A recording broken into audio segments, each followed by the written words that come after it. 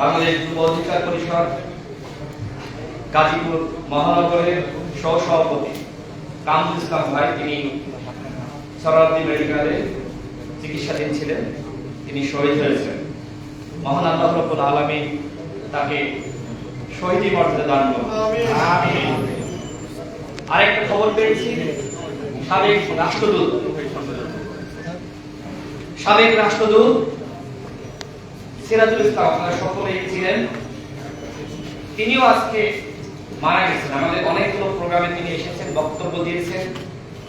আপনারা সাংবাদিক ভাইরা সকলেই তাকে চিনেন। তিনি এই ফ্যাসিবাদের বিরুদ্ধে অত্যন্ত সোচ্চার একজন মানুষ ছিলেন।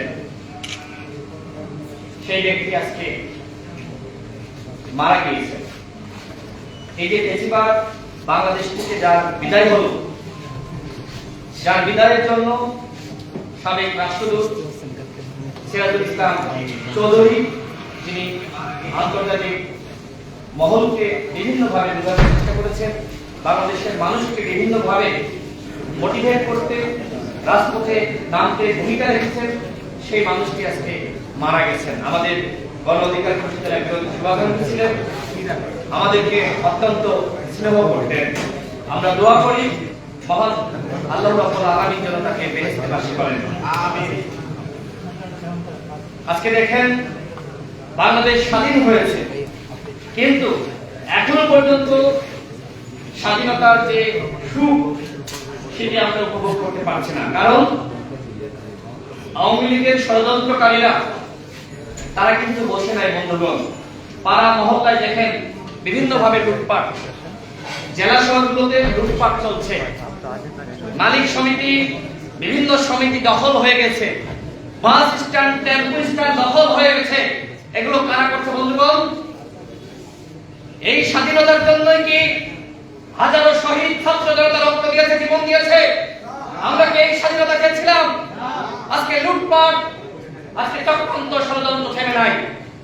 আজকে এক দখলদারের বিদায় হয়েছে। আমরা দেখতে পাচ্ছি যাদের দল নাই, যাদের পরিচয় নাই, তারা আজকে আরেক দখলদারিত্ব করার জন্য বিভিন্ন জায়গায় চক্রান্ত করছে। আজকে দেশকে অস্থিতিশীল করার জন্য আজকে এই চক্রান্ত শুরু হয়েছে বলে আমরা মনে করি। দেখেন, তারা আজকে এই অন্তর্বর্তীকালীন সরকারের কমান্ড মানছে না। তার মানে যাদেরকে এই 15 বছরে এই আওয়ামী ফ্যাসিবাদ নিয়োগ দিয়েছিল, তারা এখনো চেষ্টা করছে কিভাবে কাজে মনোযোগ না দিয়ে, কাজে অনুপস্থিত থেকে আইন শৃঙ্খলা রক্ষাকারী বাহিনীর যারা চেষ্টা করছে এই পরিস্থিতি উন্নত করা, তাদেরকে অসহযোগিতা করা। যারা অসহযোগিতা করছে তাদেরকে অনতিবিলম্বে চাকরিচ্যুত করতে হবে। এদেরকে দরকার নেই। আমার হাজারো ভাই আছে, তরুণ আছে, যুবক আছে, তাদেরকে নিয়োগ দিতে হবে। যারা হত্যার সাথে জড়িত, যারা আমার ভাইকে গুলি করেছে, তাদের কোনো ছাড় দেওয়া যাবে না। প্রত্যেকটা গুলির বিচার হতে হবে। যেখানে পালিয়ে থাকুক না কেন, হোক সে আওয়ামী ফ্যাসিবাদের ছাত্রলীগ, যুবলীগ, হোক সে প্রশাসন লীগে, তাদেরকে ধরে আনতে হবে। জনগণের উদ্দেশ্যে বলতে চাই, আপনারা তাদের অনুসন্ধান তথ্য উন্মোচন করুন। তাদেরকে ছাড় দিলে তারা আবার সুযোগ পেলে আবার ফ্যাসিবাদ কায়েম করবে, দেশকে নিয়ে ষড়যন্ত্র করবে। গতকাল একজন সাংবাদিকের সাথে দেখা করতে গিয়েছিলাম, তিনি আমাকে কিছু ছবি দেখালেন, দেখিয়ে বললেন যে রাশেদ ভাই দেখেন, এই অস্ত্র বাংলাদেশের কোনো বাহিনী ব্যবহার করে না। আমি তথ্য পেলাম তার কাছ থেকে, যখন সরকার পরানতুন অবস্থা, অর্থাৎ সরকার নিয়ন্ত্রণ হারিয়েছে, তখন ভারত থেকে ব্ল্যাক ক্যাট 200 জনকে বাংলাদেশে ঢোকানো হয়েছিল। আপনারা দেখেন নাই এয়ারপোর্টে পালিয়ে যাচ্ছে, এরা কারা পালিয়ে যাচ্ছে? ভিডিও দেখেন নাই? এই ব্ল্যাক ক্যাট 2-3 জন করে পুলিশের মধ্যে ঢুকে বিভিন্ন জায়গায় গিয়ে তারা আমার ভাইয়ের বুকে গুলি চালিয়েছে। তদন্ত করতে হবে, ভারত থেকে ওই সময় কাদেরকে আনা হয়েছিল, কাদেরকে এনেছিল, সেটি স্পষ্ট তদন্ত করতে হবে। আজকে শেখ হাসিনাকে ভারত আশ্রয় প্রশ্রয় দিয়েছে। আমরা ঘোষণা দিয়েছি, যদি ভারতীয় হাই কমিশন শেখ হাসিনাকে বাংলাদেশে ফিরিয়ে আনার উদ্যোগ না নেয়, যদি পররাষ্ট্র মন্ত্রণালয় সেই উদ্যোগ না নেয়, তাহলে ভারতীয় হাই কমিশন গণ অধিকার পরিষদের পক্ষ থেকে ঘেরাও করা হবে। আজকে আমার দেশের স্বাধীনতা সার্বভৌমত্ব যে বিপন্ন হয়েছিল কার জন্য বন্ধুগণ? ভারতের জন্য। সুতরাং ভারতকে হুঁশিয়ারি উচ্চারণ করে বলতে চাই, এতদিন বাংলাদেশকে ধ্বংস করার জন্য বাংলাদেশকে চক্রান্ত করেছেন, এদেশের স্বাধীনতা সার্বভৌমত্ব ধ্বংস করার জন্য আপনারা পাগল হয়ে গিয়েছিলেন, আওয়ামী লীগকে একটা ভাবে সমর্থন দিয়েছেন। এখন আপনাদেরকে বলতে চাই, বাংলাদেশকে নিয়ে যে ষড়যন্ত্র আপনারা করেছিলেন, আপনাদেরকে বাংলাদেশের জনগণের কাছে ক্ষমা চাইতে হবে। আপনাদেরকে বলতে হবে আমরা ভুল করেছিলাম, আমরা বাংলাদেশের জনগণের সাথে রয়েছি, আমরা ভবিষ্যতে আর কখনোই এই ভুল করব না। ভারত আমাদের প্রতিবেশী রাষ্ট্র, আমরা রাজনীতি করি, আপনারা সাংবাদিক, সাধারণ জনগণ ভারতের সাথে বৈরিতা করে, ভারতের সাথে সম্পর্ক নষ্ট করে আমাদের কোনো লাভ নাই, সেটা আমরা সকলেই বুঝি। যে কারণে আমরা ভারতের সাথে সম্মান এবং মর্যাদার সম্পর্ক চাই, ভারতের সাথে আমরা ভারসাম্যপূর্ণ সম্পর্ক চাই। এই সম্পর্ক উন্নয়নের দায়িত্ব ভারত সরকারের। সুতরাং এই মোদী সরকারকে বলবো, বিজেপি সরকারকে বলবো, আপনারা দুঃখ প্রকাশ করুন। এতদিন আওয়ামী লীগকে সমর্থন দিয়েছেন, একতরফা হবে বাংলাদেশকে নিয়ে ষড়যন্ত্র করেছেন, তার জন্য দুঃখ প্রকাশ করে অনতিবিলম্বে আপনাদেরকে বিবৃতি দিতে হবে এবং শেখ হাসিনাকে বাংলাদেশে ফিরিয়ে দিতে হবে। আওয়ামী লীগের অনেকে সেনাবাহিনীর কাছে আশ্রয় নিয়েছিল, প্রশাসনের অনেকে আশ্রয় নিয়েছিল, আমরা শুনতে পাচ্ছি তাদের অনেকে নাকি সেখান থেকে ফিরে এসেছে। তারা ফিরে আসলো, আমরা জানতে পারি না, জানতে চাইতে পারি না তারা কি অপরাধী ছিল, আওয়ামী লীগের মন্ত্রী এমপি কারা কারা ছিল, আমরা সেটি জানতে চাই। গতকাল আরো তথ্য পেয়েছি, আওয়ামী লীগের মন্ত্রী এমপিরা তারা অবৈধভাবে সীমান্ত পার হয়ে পালিয়ে যাচ্ছে ভারতে। আমাদের বিজেপি কি করছে? তাদেরকে আনা হয়েছিল আমার ভাইকে হত্যা করার জন্য। এখন তারা কি এদের পাহারা দিতে পারে না? তারা পাহারা দিবে কি দিবে না সেটি এখন এই মুহূর্তে আমাদের বড় বিষয় না। বাংলাদেশের ছাত্র জনতাকে বলবো, আপনারা সীমান্তে পাহারা বসান। আওয়ামী লীগের একজন মন্ত্রী এমপিকে নেতাকে আমরা পালিয়ে দিতে যেতে দেব না, তারা পালিয়ে যেতে পারবে না। আপনারা পাহারা বসান, সীমান্তে আপনারা পাহারা বসান। বিজেপি যদি ভালোভাবে দায়িত্ব পালন না করে, সেই দায়িত্ব আপনাদেরকে গ্রহণ করতে হবে। এবং আমরা দৃঢ় বিশ্বাস করি, এদেশের ছাত্র জনতার অভ্যুত্থানের মাধ্যমে আজকে যে বাংলাদেশে আমরা স্বাধীনতা পেয়েছি, এই স্বাধীনতা চক্রান্ত করেও আওয়ামী ফ্যাসিবাদ ধ্বংস করতে পারবেন ইনশাআল্লাহ। 21 আগস্টকে কেন্দ্র করে আরেকটি প্রতিবিপ্লব ঘটানোর চক্রান্ত চলছে, এই তথ্য আমরা পেয়েছি। 15 আগস্টকে কেন্দ্র করে এই চক্রান্ত, এই ষড়যন্ত্র শুরু হয়েছিল, নস্যাৎ করে দেওয়া হয়েছে। আমরা সকলেই রাজপথে ছিলাম। আগামীকাল 21 আগস্ট বাংলাদেশের জনগণকে বলবো, সকল রাজনৈতিক দলকে বলবো, সকল নেতৃবৃন্দকে বলবো, আমাদেরকে আগামীকাল সারাদিন মাঠে থাকতে হবে। আওয়ামী লীগ মাঠে নামবে আর আমরা কি চুপ করে ঘরে বসে থাকবো বন্ধুগণ? চুপ করে ঘরে বসে থাকলে হবে না। আগামীকাল আমাদের সকলকে মাঠে থাকতে হবে। আওয়ামী লীগ যে হত্যা করেছে, গুম করেছে, খুন করেছে, গণহত্যা করেছে, এরকম একটি দল বাংলাদেশে তারা সাংগঠনিক কর্মকাণ্ড পরিচালনা করবে, সেটিকে আমরা মেনে নিতে পারি? আওয়ামী লীগকে অনতিবিলম্বে নিষিদ্ধ করতে হবে, নির্বাচনের মাধ্যমে অথবা রাষ্ট্রপতির মাধ্যমে ঘোষণা দেওয়া। আওয়ামী লীগ যে গণহত্যা চালিয়েছে, এরপরে যদি আগামী নির্বাচনে তারা অংশ নেয়, সেটি হবে জাতির সাথে প্রতারণা। আওয়ামী লীগের নিবন্ধন বাতিল করতে হবে এবং এটি হবে এই অন্তর্বর্তীকালীন সরকারের প্রধান কাজ এবং প্রথম কাজ। দুঃখের সাথে বলতে হয়, অন্তর্বর্তীকালীন সরকারের একজন উপদেষ্টা এই বিষয়ে কোনো কথা বলছে না। তারা কেউ বোঝানোর চেষ্টা করছে আন্তর্জাতিক চাপ আছে। কোন আন্তর্জাতিক মহল বাংলাদেশের জনগণের পাশে এসে দাঁড়ায়নি। আমরা দেশের ছাত্র যুবক জনতা জেগে উঠেছিলাম এবং রাজপথে লড়াইয়ের মাধ্যমে স্বাধীনতা ফিরিয়ে এনেছি। সুতরাং আন্তর্জাতিক মহল কি মনে করলো আর করলো না, সেজন্য আপনারা আওয়ামী ফ্যাসিবাদকে নিষিদ্ধ করবেন না, সেটিকে আমরা মেনে নিব বন্ধুগণ। আওয়ামী লীগকে নিষিদ্ধ করতে হবে।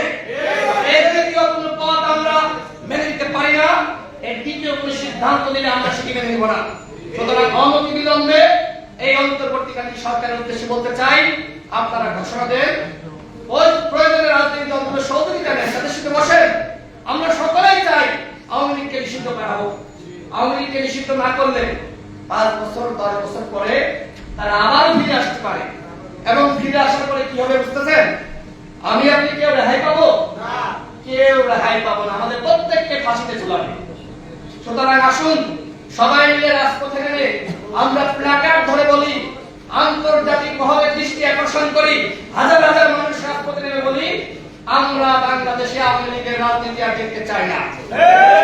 আওয়ামী লীগের অস্তিত্ব বিলীন হয়ে গেছে, আগামীতে তারা ফিরে আসুক, সেটি বাংলাদেশে কখনোই হতে দেওয়া যাবে না। গণহত্যার পরেও যদি আওয়ামী লীগ ফিরে আসে, তাহলে এই শহীদের রক্তের সাথে বেইমানি করা হবে।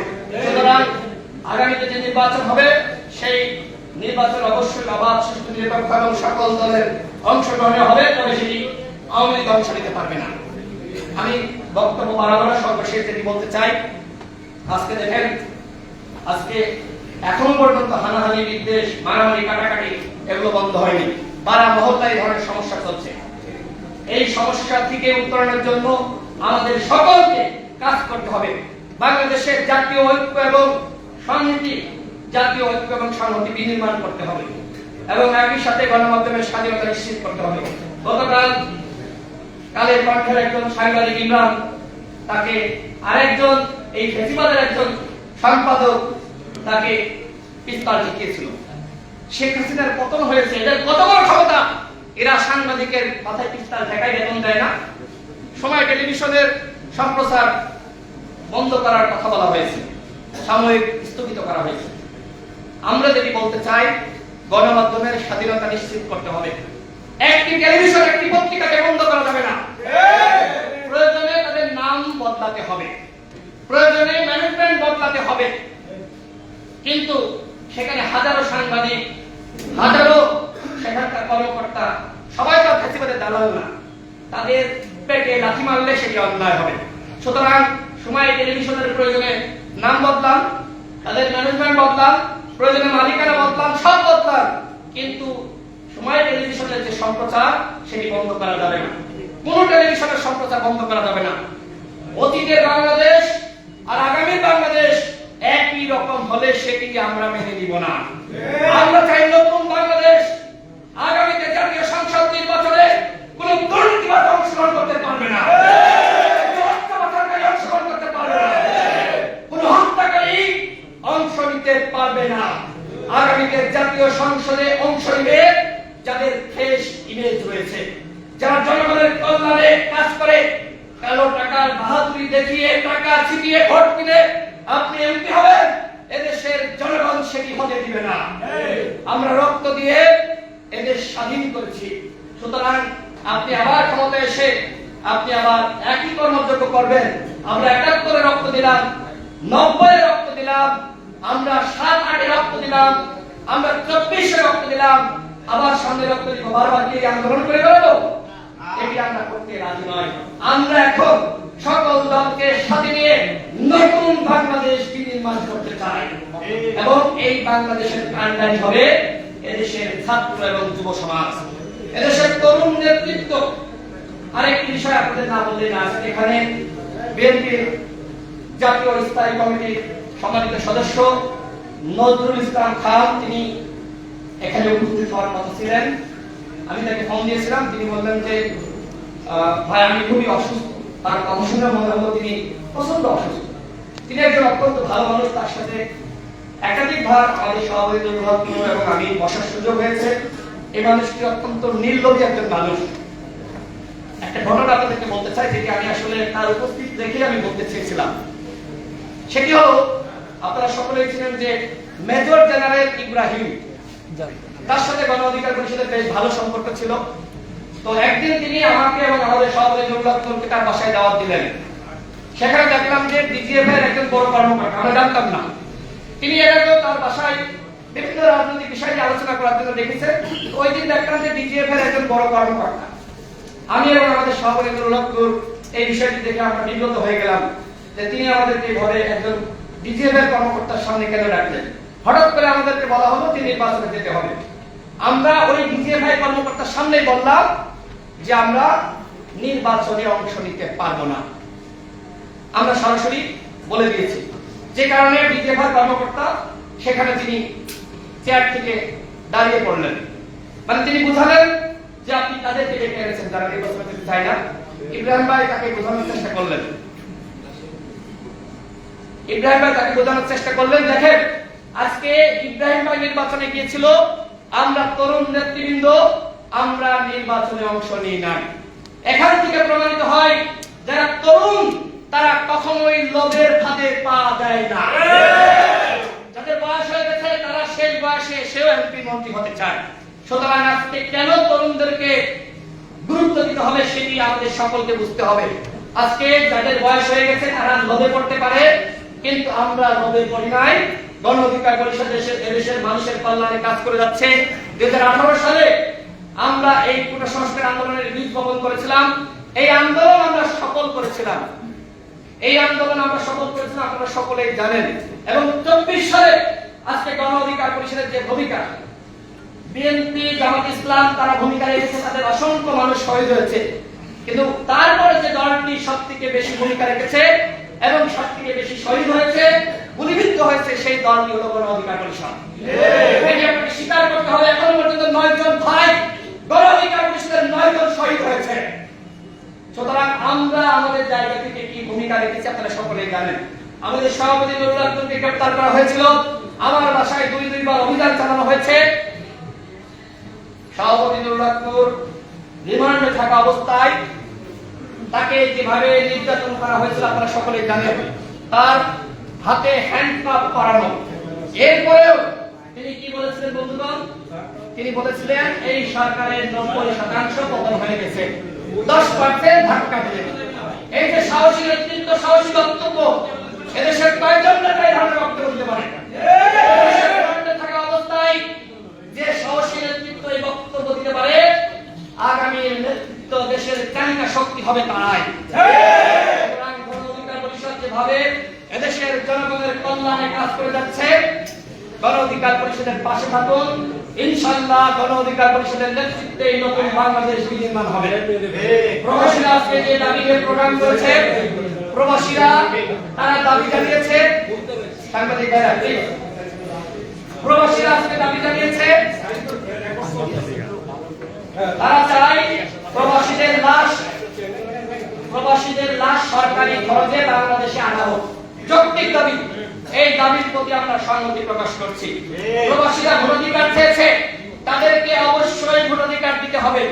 প্রবাসীরা দ্বৈত নাগরিকত্ব চেয়েছে, অবশ্যই তাদেরকে দ্বৈত নাগরিকত্ব দিতে হবে।